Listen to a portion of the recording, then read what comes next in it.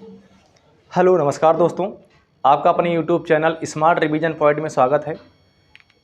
पिछली क्लास में हम पढ़ लिए थे गोवा के बारे में। आज हम राज्य दर्शन की अगली क्लास कर्नाटक राज्य के बारे में बताते हैं। देखते हैं इसके इम्पोर्टेंट क्वेश्चन वन लाइनर के बेसिस जो आता है, प्रीवियस ईयर में पूछा हुआ है। देखते हैं कर्नाटक। कर्नाटक पहले देख लो आप, भारत के नक्शे में कहाँ पड़ता है।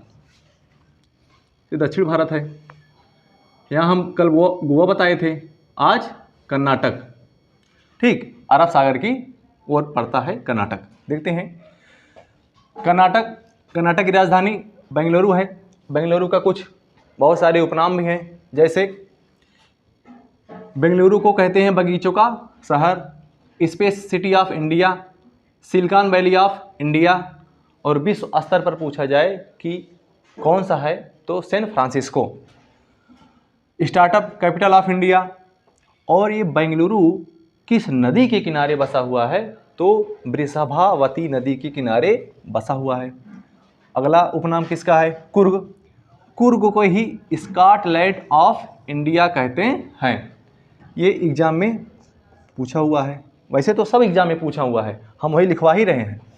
मैसूर को सैडलवुड ऑफ इंडिया कहते हैं। सैडलवुड मतलब चंदन की लकड़ी।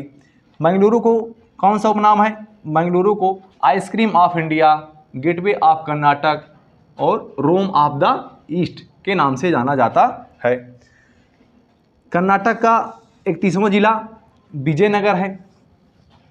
विजयनगर की स्थापना किसने किया था? हरिहर और बुक्का राय नामक दो भाइयों ने 1336 में किया था। ठीक, जब इसकी स्थापना हुई थी, इसकी राजधानी हम्पी थी। विजयनगर की राजधानी जो हम्पी हुआ करती थी, उस समय इसकी राजधानी हम्पी थी। और हम्पी किस नदी किनारे बसा हुआ है? तुंगभद्रा नदी के किनारे बसा हुआ है। हम्पी में विरूपाक्ष मंदिर है जो भगवान शिव को समर्पित है। जब हम्पी राजधानी हुआ करती थी तो वहाँ के शासक थे विजयनगर के शासक कृष्णदेव राय ने अमुक्त माल्यदा ग्रंथ लिखा। और अमुक्त माल्यदा ग्रंथ किस भाषा में है? तेलुगु भाषा में। हम्पी जो है यूनेस्को की धरोहर स्थल है। 1986 में मान्यता दी गई। 1986 में यूनेस्को की धरोहर में शामिल किया गया। और हम्पी ही भारतीय मुद्रा जो 50 रुपये का नोट है के पीछे अंकित है, या आप कह लीजिए कि 50 रुपये की नोट पर क्या है? हम्पी है। अगला देखते हैं, कर्नाटक कॉफ़ी उत्पादन में भारत में पहले स्थान पर है। यहाँ का स्टैटिक जीके देख लेते हैं। जैसे लोकसभा सीट कितना है? 28 है। राज्यसभा सीट कितना ही है? 12 है। यहाँ की विधानसभा सीट कितनी है? 224 है। विधान परिषद में कितनी सीटें हैं? 75 हैं। और राजभाषा यहाँ की क्या है? कन्नड़ है। विधान परिषद भारत के 6 राज्यों में है, उत्तर प्रदेश, बिहार, कर्नाटक, महाराष्ट्र, आंध्र प्रदेश और तेलंगाना है। चलिए आगे देखते हैं। हाँ, अगला देखते हैं, शिव समुद्र जलप्रपात किस नदी पर है? कावेरी नदी पर है। अगला पॉइंट, जोग जलप्रपात या गरसोपा जलप्रपात किस नदी पर है? शरावती नदी पर है। अगला देखते हैं, भारत का सर्वाधिक ऊंचा झरना कौन सा है? कुंचिकल झरना है। भारत का सर्वाधिक ऊंचा झरना कुंचिकल है। अगला देखते हैं, बन्नेरघट्टा जैविक उद्यान बेंगलुरु में स्थित है। और ये क्या है? भारत का प्रथम तितली उद्यान। ये भी मोस्ट इंपॉर्टेंट है।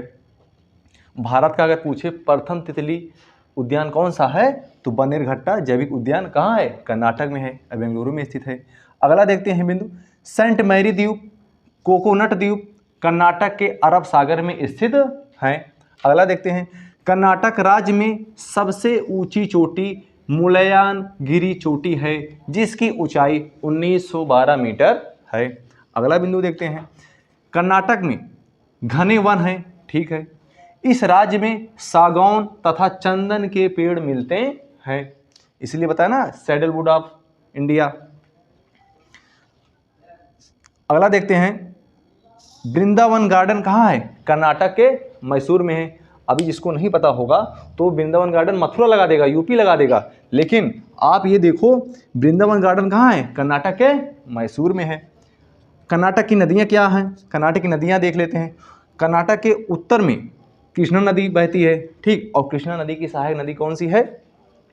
भीमा, घाटप्रभा, मालप्रभा, तुंगभद्रा, हगरी, जिसे वेदावती नदी कहते हैं, ये कृष्णा की सहायक नदी हो गई। और क्या है?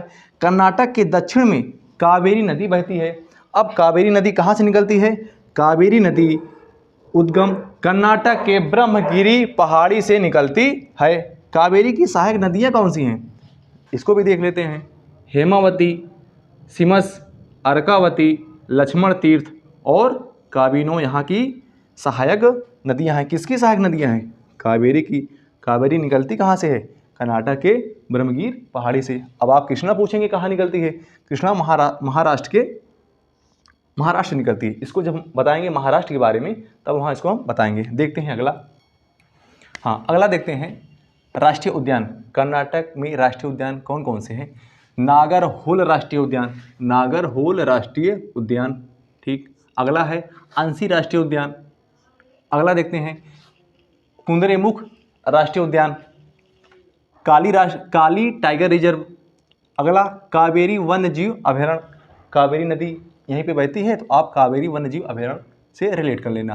फिर अगला है दांदेली वन्य जीव अभयारण्य, ठीक, दांदेली वन्य जीव अभयारण्य।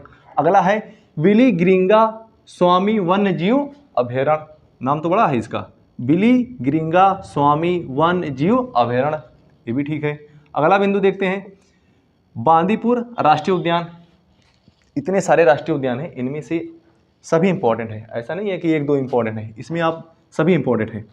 अगला देखते हैं कर्नाटक का लोक नृत्य क्या है? यक्षगान है, करगा है, हुट्टारी है, सुग्गी है, कुनीथा है और लांबी है। विश्व प्रसिद्ध गोल गुंबज कहाँ है? बीजापुर में है। कहाँ है? कर्नाटक के बीजापुर में है। अगला है कांग्रेस का बेलगांव अधिवेशन किस सन में हुआ था? 1924 में हुआ था।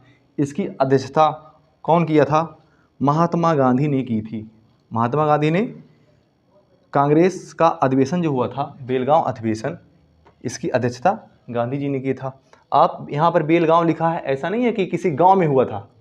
अगर आपसे पूछा जाए कि कांग्रेस का कौन सा अधिवेशन गांव में हुआ था तो 1937 का फैजपुर अधिवेशन था, वो होगा गांव में हुआ था। ये एग्जाम में पूछा हुआ है। बहुत से लोग क्या करते हैं, बेलगांव देखें इसी को टिक कर देते हैं, उनका आंसर गलत हो जाता है।